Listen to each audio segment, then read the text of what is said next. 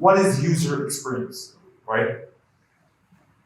If you go to Wikipedia and you search for user experience, what does it say? It says user experience includes all the user's emotions, beliefs, preferences, perceptions, physical and psychological responses, behaviors, and accomplishments that occur before, during, and after the use of a product, system, or service. Now that's quite academic, right? That's the sort of definition you find in one of the lectures here.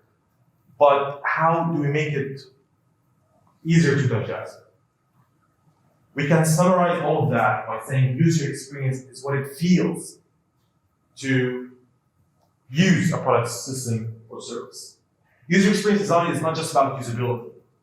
User experience design is about what it feels to be using this product or service. It's not about functionality, it's not about how to do A, B, and C, but rather, how does it feel while you're doing A, B, and C? So that's the main concept of user experience design. User experience design is a research-based discipline that helps you identify problems and solve them, and not just that, but also generate positive emotions while doing so. So when you're using any software, right? And when we're talking about feelings now, because feelings are the most important thing that you should be focusing on while you're designing your software. The things that you want to have your users feel are things like, I feel in control, right? How many times do you use an app or website and you don't really know what's going on, right? Some things that are not quite understandable are appearing, you don't feel like in control. So, I feel in control. I feel confident. I feel smart. I trust this product. These are the sort of emotions and feelings you want to generate every time a user uses your product or your service.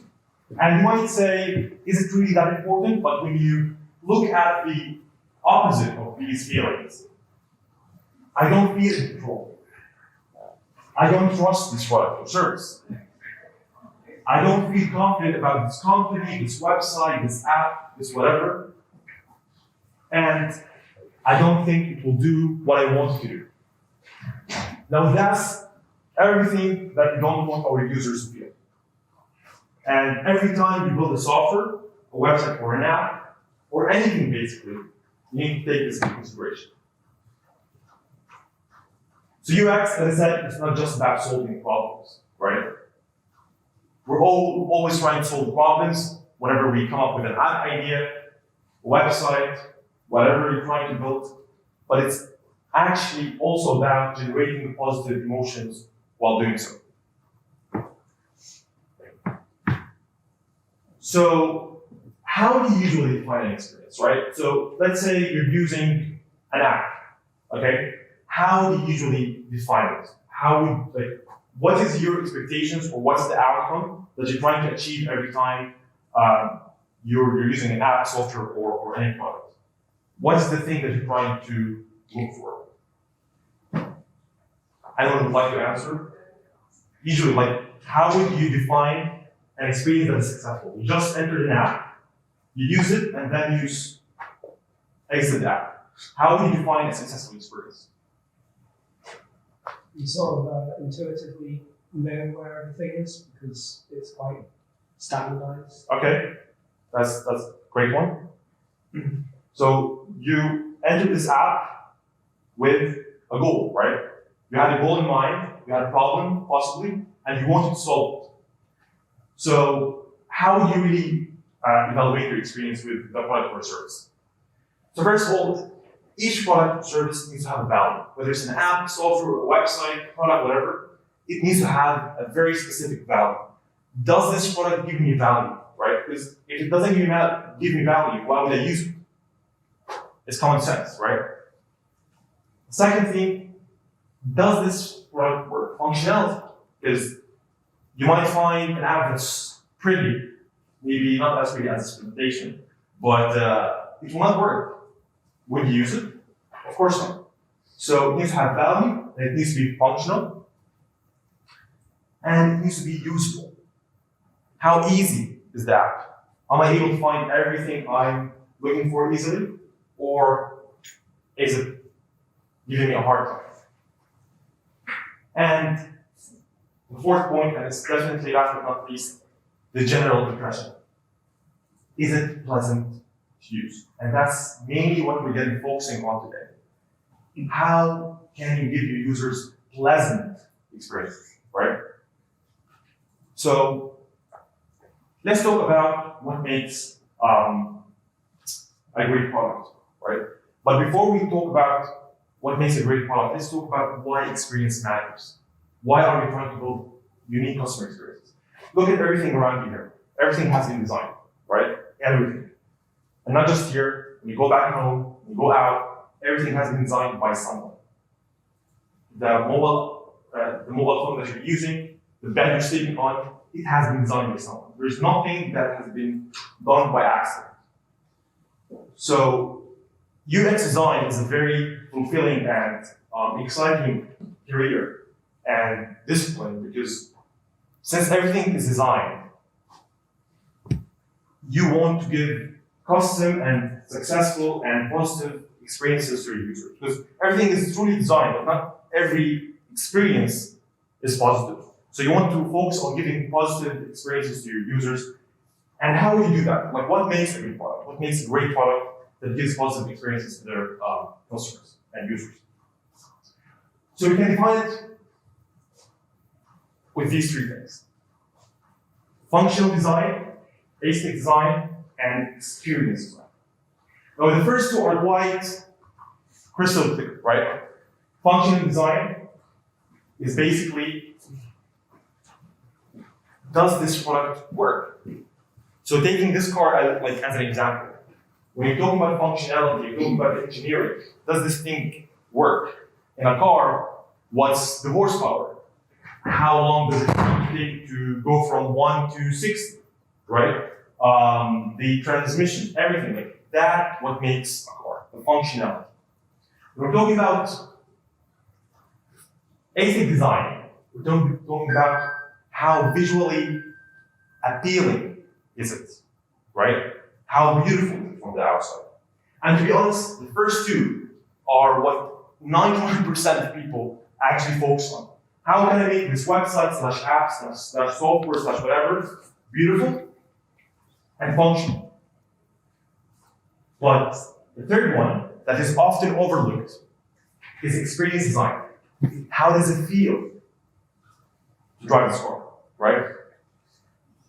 Mercedes, of course, is one of the leading in the car industry. We're talking about what's your experience driving a Mercedes car? We're talking about how does it feel sitting in the driving seat?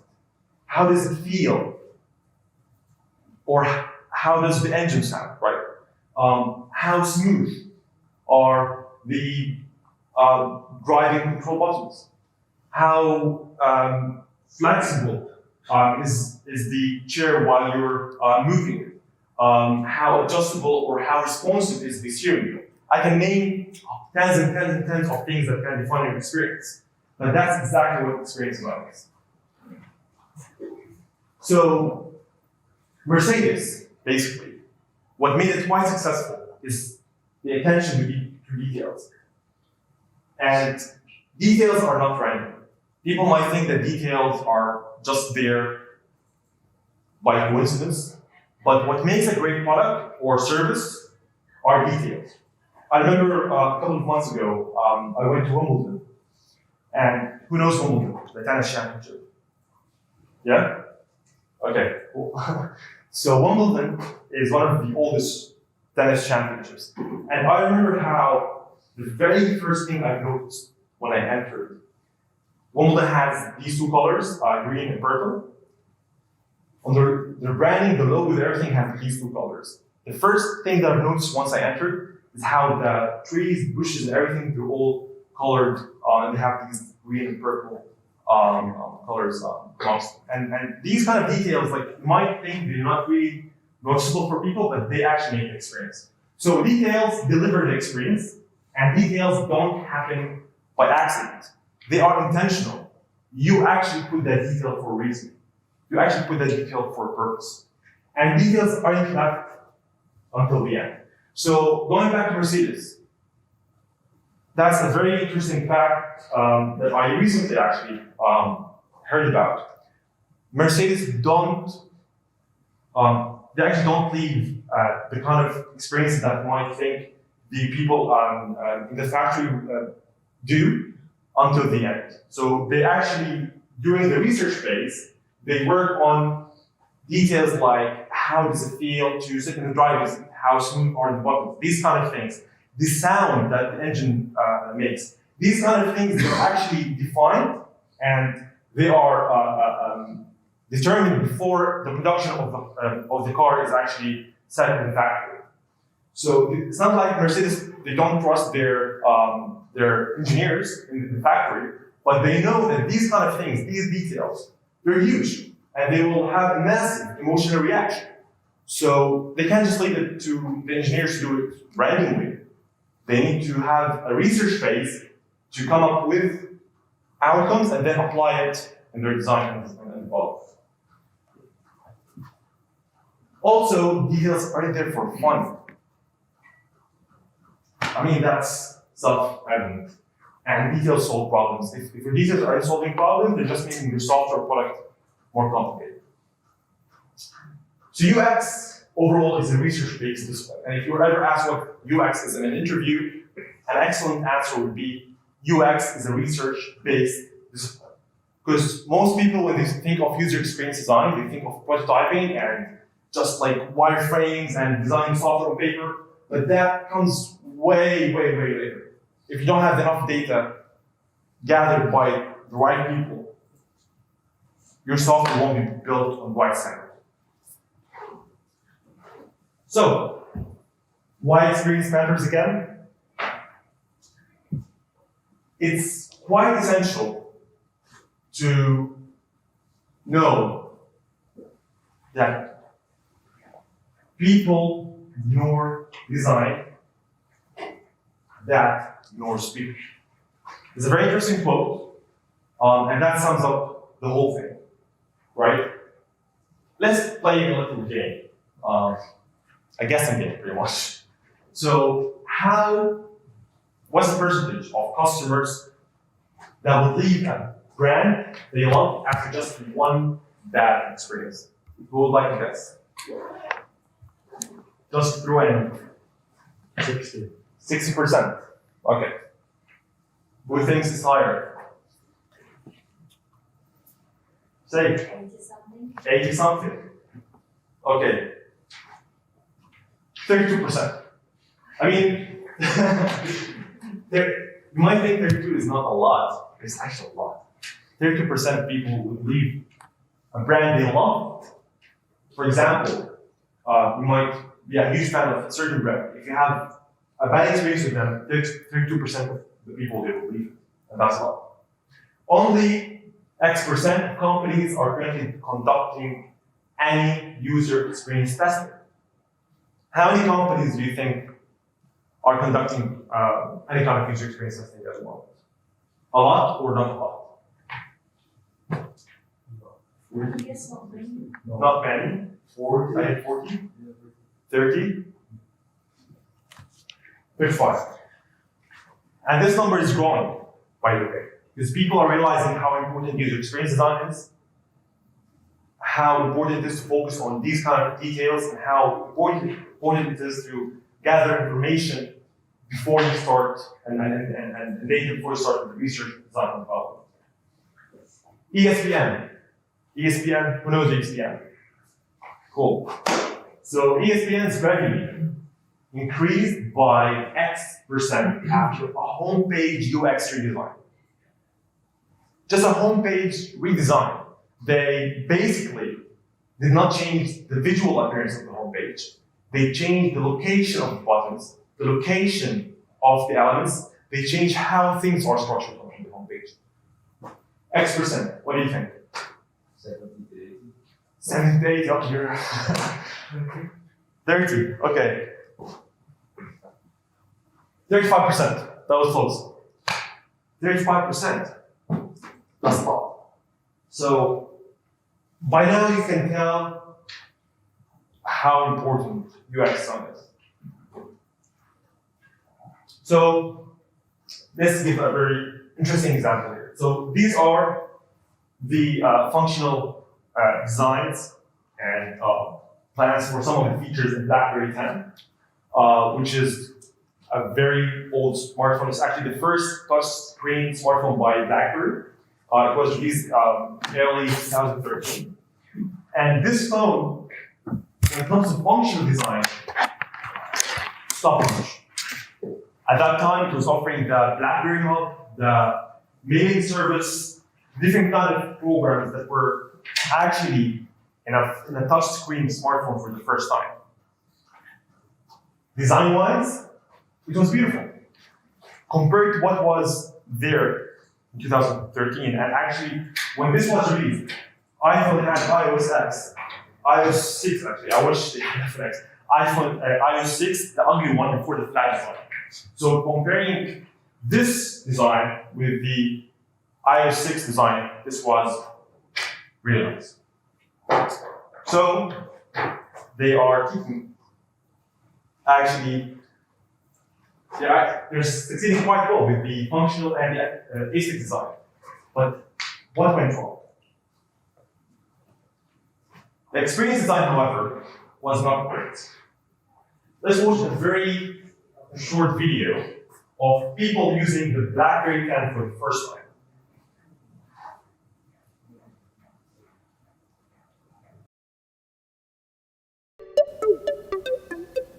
Hey, Pete Pasher with Mashable. I hold in my hand the first BlackBerry 10 smartphone. This is the phone that RIM is betting its future on. You'll notice there's no home button on this. You actually unlock the phone by sliding up like that. You navigate in some creative ways. There's a screen here where if you go to the left, you get your whole inbox, including emails, BlackBerry messages, Twitter notifications, that kind of thing. The thing is, it's all gesture-based, so you have to sort of go up, down, slide up to minimize apps. It's very different from other smartphones of today, and we're going to go to see if anyone can actually figure this out on the first try with no instruction. Okay, try unlocking the phone.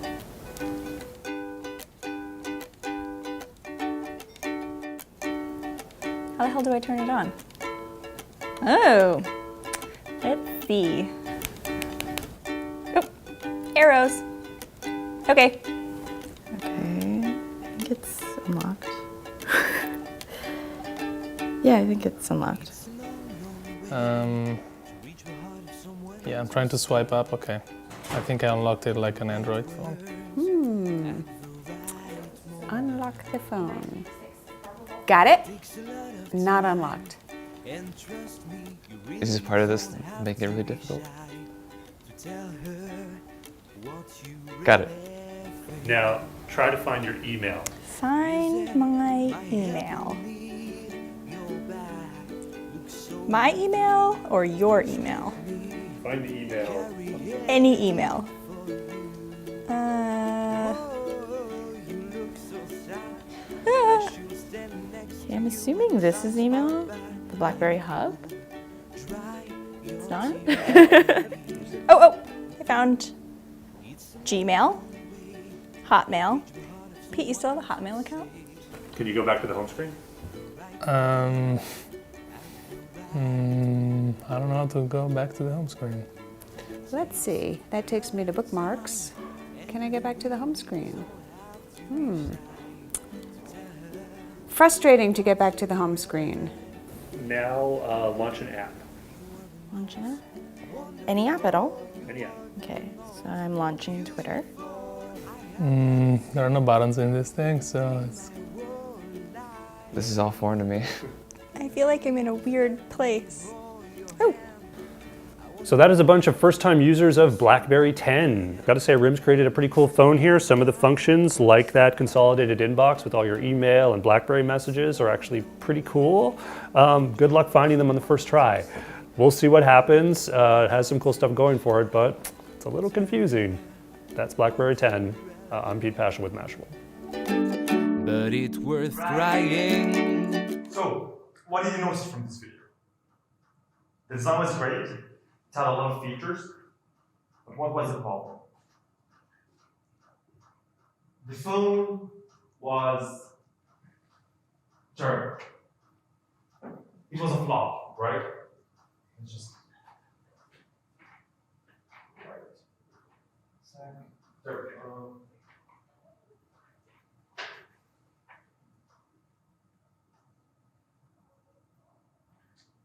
The phone was a flop. BlackBerry 10 was the product that was supposed to not just save BlackBerry, but to actually make it the leading in the phone market. However, it was the phone that was the reason that BlackBerry was bankrupt and they exited the phone market for good. BlackBerry had tons and tons and tons of unsold stock of BlackBerry 10 that they couldn't function anymore. They couldn't run, so they had to pull the company. So what did we learn from this experience? The function design was great, the asset design was great. However, they did not put a home button in their phone. They thought that they're being creative, they're being innovative. But they replaced the home button with different kind of gestures and swipes that made absolutely no sense for users. And the simplest tasks, as going to your contact or sending a message, it was quite confusing and it required different kind of swipes and gestures, which made absolutely no sense for everyone, and the phone did not succeed. It's kind of weird because some of the gestures are what iPhone now has. True, but back in 2013, it was quite new, and that's the importance of the user experience design. Today,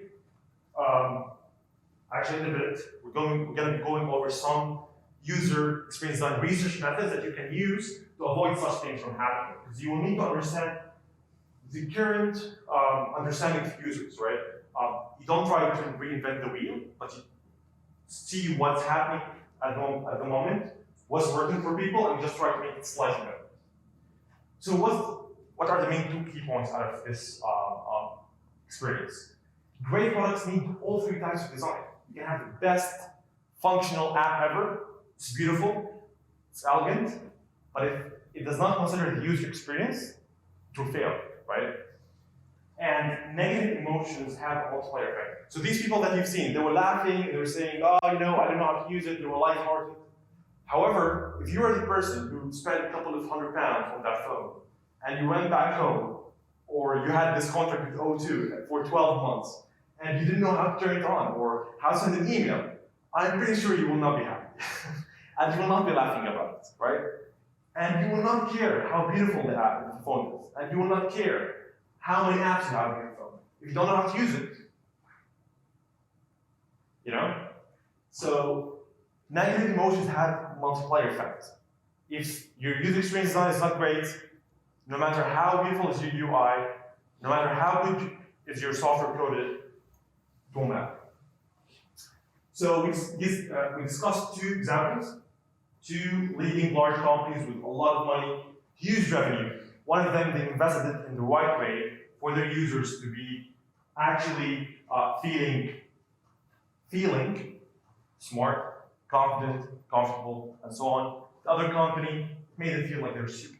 They don't know how to use a smartphone.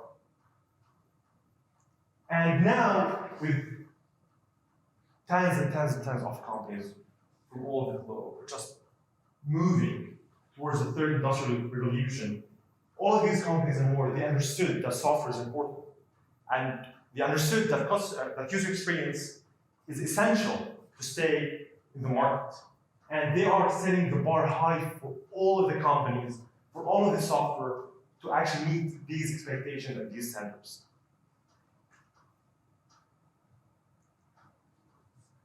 So as a UX designer, you have, on a high level, you have two main objectives: product integrity and product desirability. Let's start really quick with product integrity. So in every product, or in every company, there are different teams, right? You have the marketing, you have the support, you have the sales, operations, legal, executives, and so on. In every single company, try to imagine with me how a meeting would go when they're trying to launch a new product or a service. They start discussing and they send one representative, for example, out of each department, and each one of them will start feeding their requirements. The marketing people start saying, oh, we need this feature because it will help us with marketing. The legal people, they will say, oh, how about this one? Because this will make us secure, for example, higher prices for our users.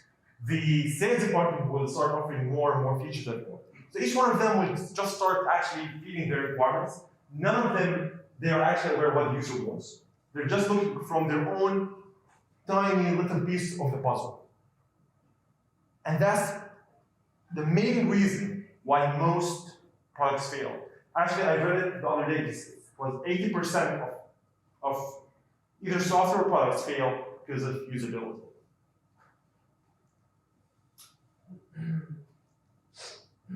So Halo, anyone heard of Halo before? So Halo is a mobile app, it's like Uber. It runs mainly in Ireland.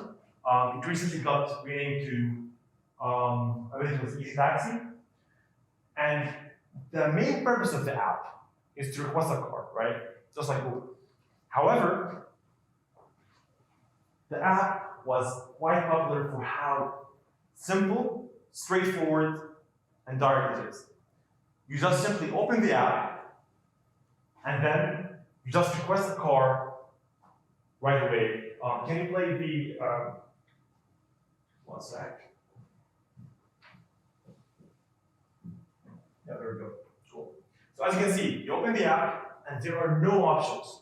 You don't have anything else apart from that big button that you click on to request a car right now, wherever you are, right? That's it. And you might think, that's bad. But honestly, that what made the app really successful.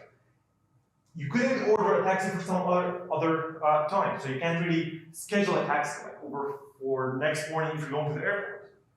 You couldn't order a taxi for somewhere else. So if you had a friend that's stuck somewhere, or if you're ordering a taxi for your boyfriend or girlfriend, you couldn't do that, right? And you couldn't order more than one taxi at a time. And all of these things, for any person who's looking at Halo, not knowing its story and its success, they will say, what kind of an app is it? However, that's the only reason why it was successful.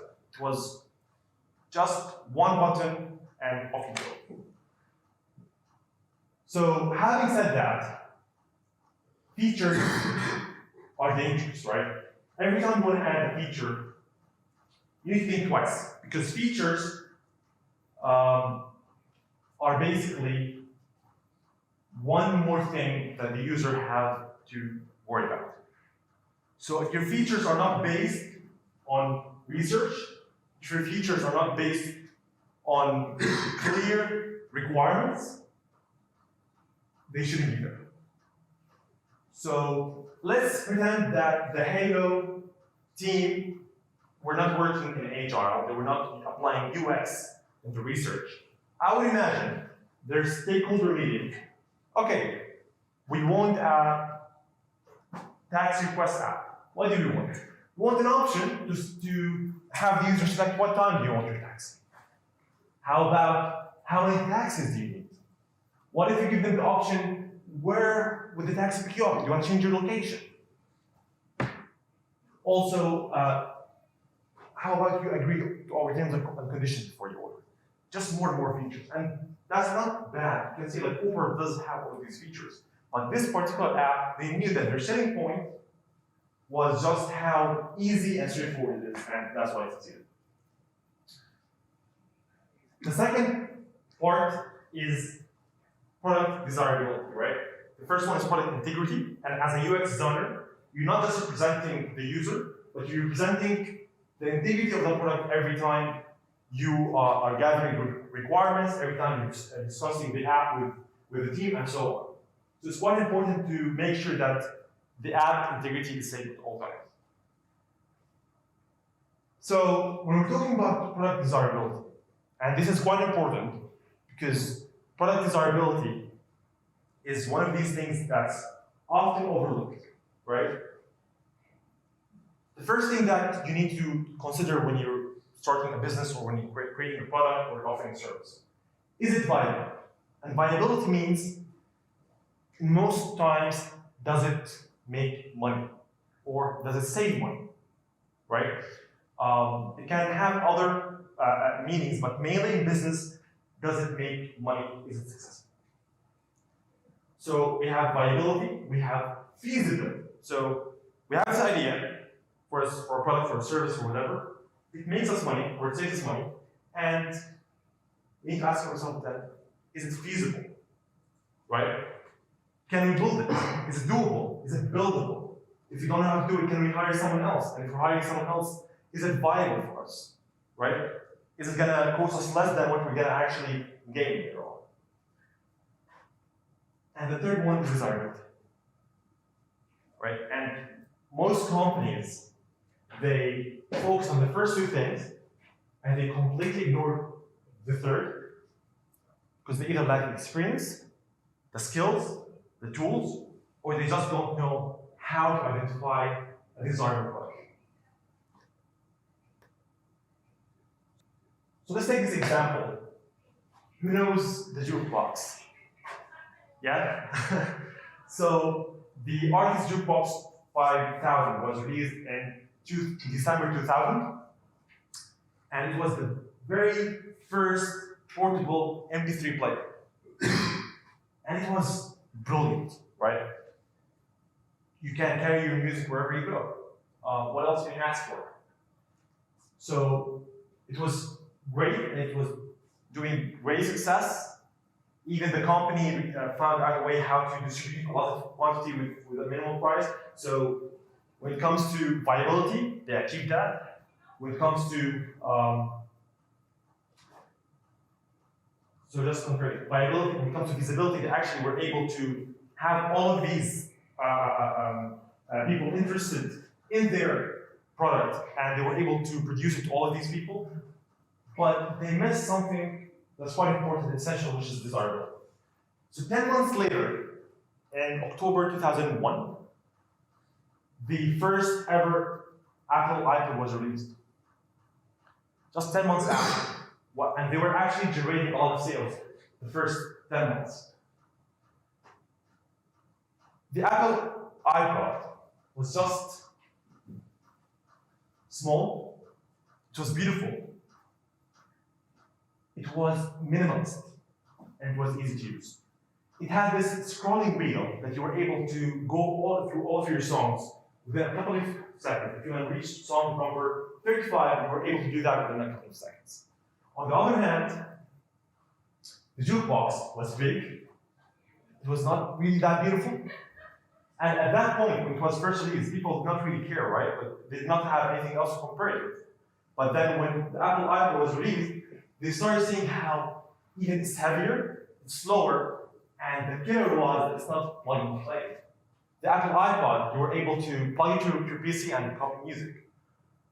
For the jukebox, you had to go to the company's website, download some drivers, and that's never a good experience.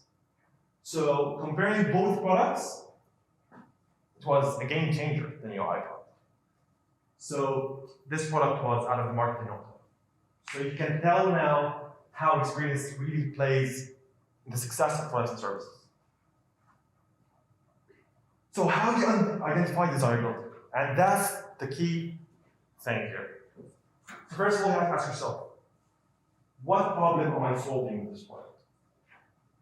Am I solving a problem? If not, then you shouldn't really think about launching it at all. Are you solving a problem? If yes, is your product solving it? And if yes,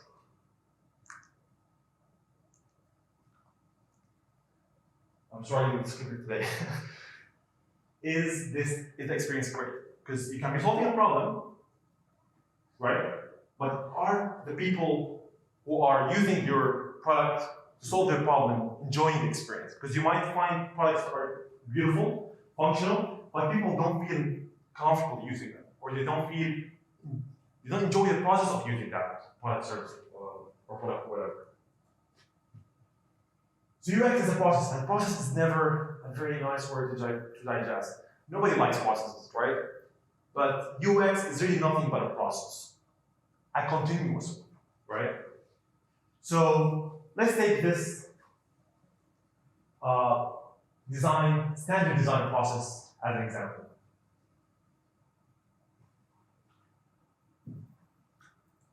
Okay. Cool. So that's a very standard design process. So we start with research, then we go to design, then we go to building the product and testing. So let's take it backwards. Before you build a product, before you release a product, you need to test it, right? Are the features working? Are they safe to use? If you're building some electronic device, is it going to explode if someone uses it? Or not? If you test, before you test it, of course, you have to build it. And that's self-evident, of course. And before you build it, if you're smart, you will design it. For all of the things to be aligned, for everyone to know what's going on, and for you to actually validate your ideas. And before that, you have to do some sort of research to actually make sure that you know what you're doing, you know why you're building the product, and you know that the problems you're trying to solve are worthwhile, and there are enough people that will want to have this problem solved. However, in the real world, and in the UX world, this process is slightly changed. So you start with research. You research your problems. You research what kind of users you're trying to reach. You research different kind of ways to offer your solution. And then once you do that, you will need to define it, right? You will need to validate what you came up with from the research. And once you do that, you will need to design your software or your product, let's say. And designing your product is usually connected with producing a prototype. A prototype you can test with your users. You can show them, again, product, software, website. This seriously applies to everything that you're ever going to build because user experience is everywhere. And once you produce your prototype, you want to validate it. If it's good, off you go. But usually, it will take a couple of cycles before you're satisfied. And once you're satisfied, only then you can continue with the building and testing. Let's take this as an example. So this is a high school in Ireland. It's actually an award-winning high school in terms of design and other things. So looking at this high school, I was thinking, what really makes it so special, right? Let's all try to think together how the process of designing the school actually happened. So the very first thing, and let's take it backward, right? Before the kids were allowed to go to the school, everything was tested. The fire alarms, the lights, everything was tested to make sure that it's safe, it's functional, it's working. And before everything was tested, everything was built. When the kids went to school, there were no blocks everywhere, there were no construction happening here and there. So everything was ready, everything was built before the school was actually, before it started and the kids started to go to that school. And before building it, there was some sort of design. The design is quite essential in this example because design is what puts this window in this place and not that place. You can't just say, I want to design a window. Where do you want to be? How do you want the framing, right? You can't just say, I just want a light. What kind of light do you want? How strong do you want the light, right? What kind of colors? Because all of these kind of things are just small details, right? And they might not really mean anything alone, but once you put all of these details together, they make the experience. And definitely before the design, there was some sort of research. Whoever was responsible for the school, and because it's an award-winning school, I can imagine that whoever was responsible had to really think, what kind of school do you want to build? Elementary school, secondary school, or both? Do you want it as sports school or academy school? Do you want it for boys, for girls, or both? Do you want it for 100 people or 1,000 people? All of these things are taken into consideration and they determine the design process that will then be built and then will be tested and then the school will be good to go. And that's not enough, right? Because the research did not just stop there. Whoever was responsible for that also had to think, not just what school do we want to build, but also what sort of ethos do we want, right? What kind of personality do we want to give to that school? How do you want the kids to feel about the building, about the school, about education? So you can really tell that it's a vision, right? It's building a vision for your product, and we can actually define this a product with everything that you build this product at the end. It's building a vision. It's actually researching what people want, what you're trying to solve, what kind of experience you're trying to give them, and what kind of emotions you want to generate throughout this experience. So as I said, UX is a process, but it's definitely a continuous one. So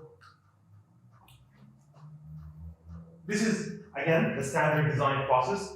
And in an ideal world, and especially in the UX world, this is not how it happens. Usually it happens as an iterative, continuous cycles. And if you're an app developer, or if you have a SaaS software, you probably live in this world. Continuous research, continuous improvements. You have these cycles that are non-stop to continue on developing your software to make it better, but to also add new features that you come up with from your research phase, right?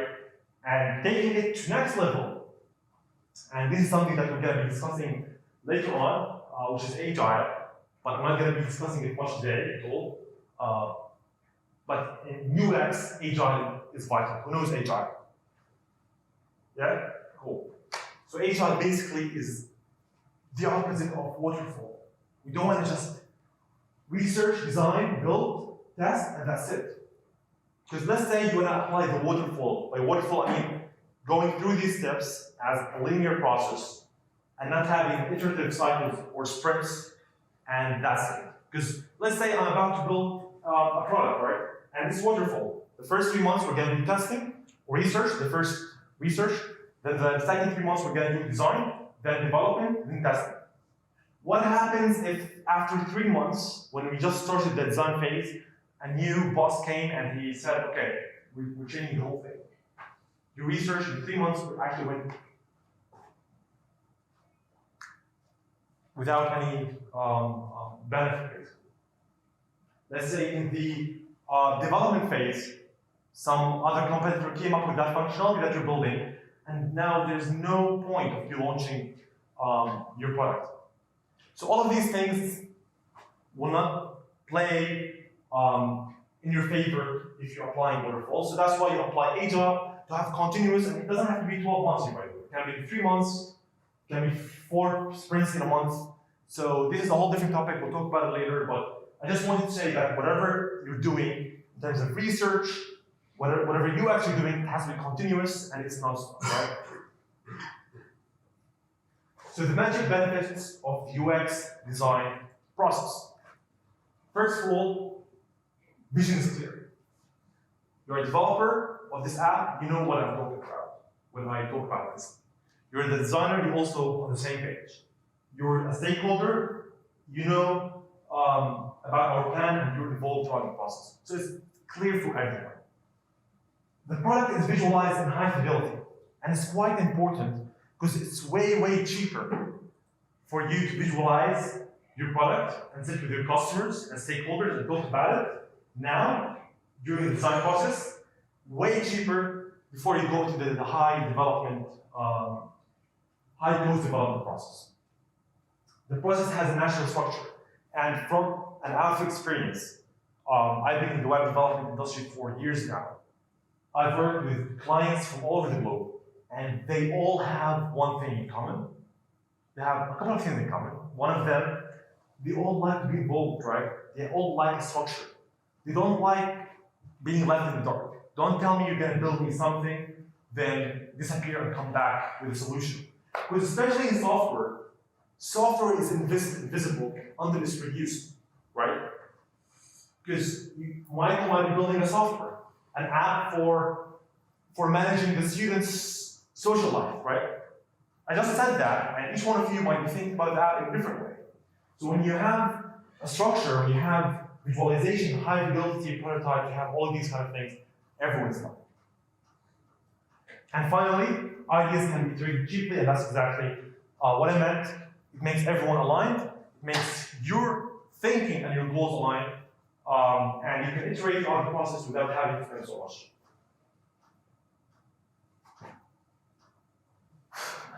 This is actually quite interesting because every time I mention UX to someone, or we talk about UX design, they often think it's that person who designs stuff. And I'm sure now all of you know that UX designers are not graphic designers or web developers. It's a whole different discipline. But what would be the main difference between both, between UX designers and UI designers? Any guesses? What's the, like, okay, let's start with UI designers. What do they do? UI designers. UI is a user interface. So UI is a user interface design. Any guesses? Sorry? Design interface, true. Exactly. A UX designer actually designed the experience. So if you want to look at both, UI designers, they design the layout, the visual design, the typography, they design the branding, all of these things that are visual. And it's quite important, don't get me wrong. You might have a very interesting application. The experience is great, but it's not quite visual. It still works, but not the best. But you also need these two teams working in parallel. Because if you build a very visual, appealing software, but you don't have a user experience designer to do the usability testing, the user research, the user stories, the personas, your app won't be successful. But also, if you have all of that and your app or software or website doesn't really look great, and we know that first impressions last, it might struggle a little bit. So these two UI designers and UX designers, they have to work in parallel. And it's quite important for you to know the difference. And you can be both, by the way. You can be a UI and a UX designer, and that makes it even better because you're involved with the whole process.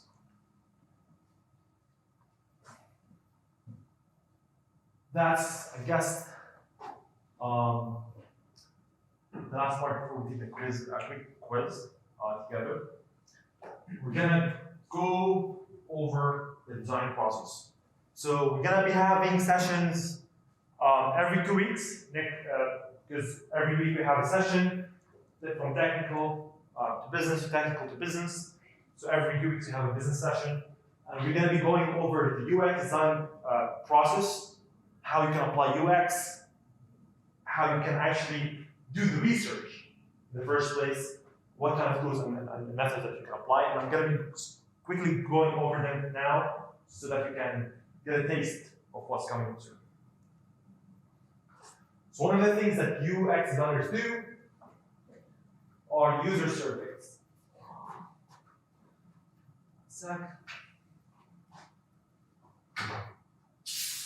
That's not bad, by the way.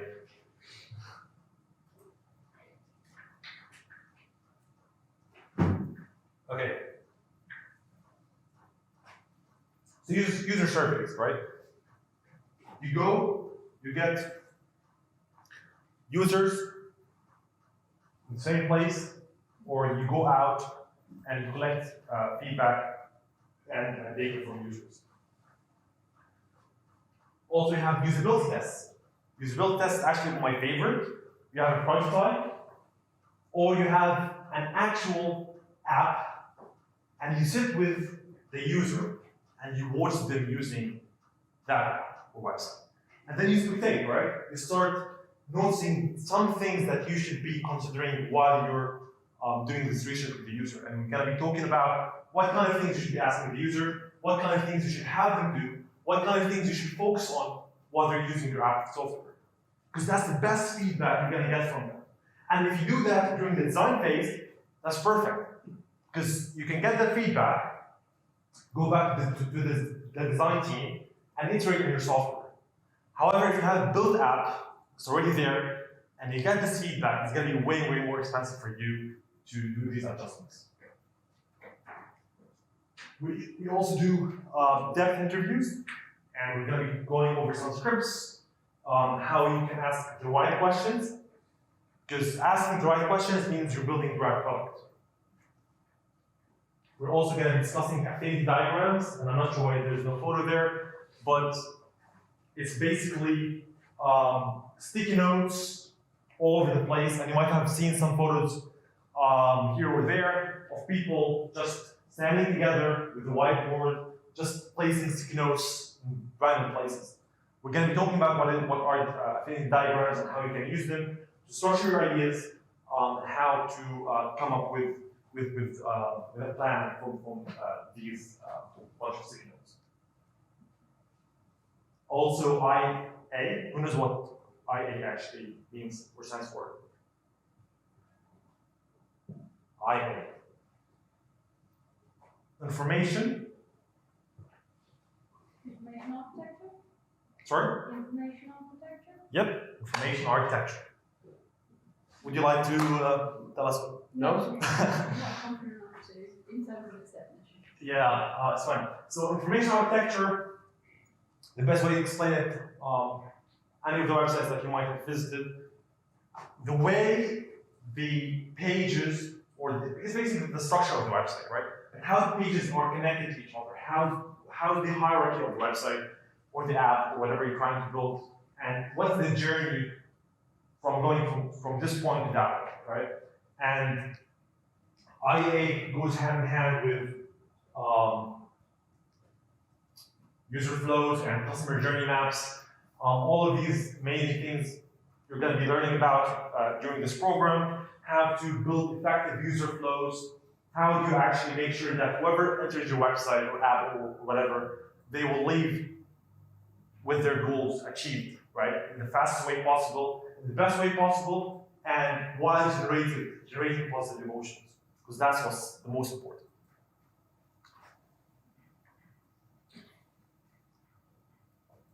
Wireframing and prototyping, of course, that's the fun part, because research is probably not really that fun for everyone, even though it's essential, and it's 50%, if not more, as a year's process. But wireframing and prototyping, we're going to be also talking about how to create a wireframe for your product or service. And you can actually create a wireframe for your service as well. We're going to be going over that later, and how you can turn these wireframes into prototypes before you get into the development process. And last but not least, A/B testing. Who knows what A/B testing is? A/B testing. So you have different groups of things which you test certain people with items, and then after you get some feedback from it, you'll understand more about if it was successful. Yes, 100%. Yeah. So basically, when you just what's your name, sorry? Sorry? What's your name? Albi? Albi? B. Albi. Yeah. Albi. So what Albi just said, you bring two user groups, it can be just two users, and you have them try two different things, and then you spit it out, and then you determine which one is better. Usually when it comes to websites, and because I have an agency that build websites, and we do this quite often, we do A/B testing with clients in which they are keen on having this certain design, and we suggest that they should go with that design. So what do we do at the end? We just set a time frame for that design to be online. We track the results, what's the conversion rates, and then we switch it with the other design and we do the same. And then at the end, we see which one performed better and we stick with that thing. So that's A/B testing, basically. If you're stuck with two options after the research phase, you can do that in addition to other methods in order to select content. So to conclude, right, I try to make this as easy to digest as possible. We do not want to get into technical details now. I want you to know why user experience matters, why you should get into it, why you should consider it every time. So if there are a couple of points I want you to take away from this presentation, there will be the following.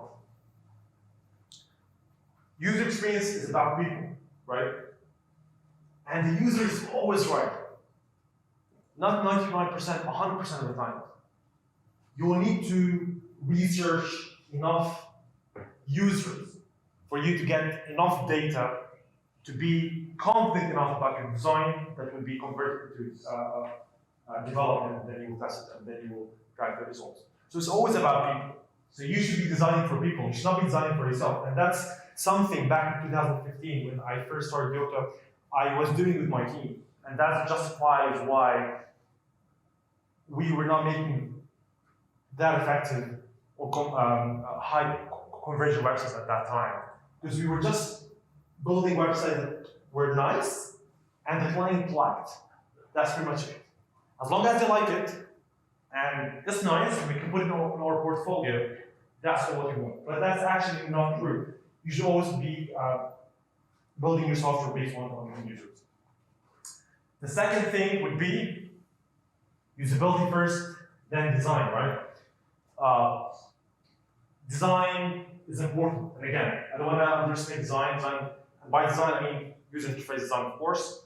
It's quite important. But if design is there and it's not usable, then you should reconsider how good your design or how effective your design is. So always focus on usability, make your software easy to use, and then see how you can make it more appealing for users. Draw on the familiar. Don't reinvent the wheel. There are some certain things that we do without thinking about, right? If you wanna, let's say, take a screenshot. I believe most of you now don't even think about like the clicks, right? Just know that whenever you want to take a screenshot, you just do like these 2 clicks. Whenever you want to switch your phone off, right? Whenever you want to do X, Y, and Z. So if you come up with a new product that's doing the opposite thing that everyone is used to, then seriously don't expect it to succeed. And we noticed that with the BlackBerry 10, right? How they just suddenly removed the home button and expected people to like it and say, wow, this is such an innovation. Now you do have phones that have a home button, but that took a couple of years for people to adjust, and you need to know that, and you need to understand people and study your target audience before you decide what features you want to add or remove. And finally, generate positive emotions while solving problems. Again, solving problems is essential. You should always think about solving problems, but you can be solving problems and giving people a hard time while they're trying to solve that problem. So think about your apps and software and products, whatever you want to call it, as an experience that you want to bring people in with a problem, but actually have them leave that experience with that problem solved, wanting to use your product again, and they're eager to do that. I'm gonna end with that quote. Thinking about design can be hard, but not thinking about it can be disastrous. And over the next few weeks and few months, we will be talking about user centricity. We will be talking about how you can actually go over the UX process with the least resources possible and end up with outcomes that are good enough to build effective software products.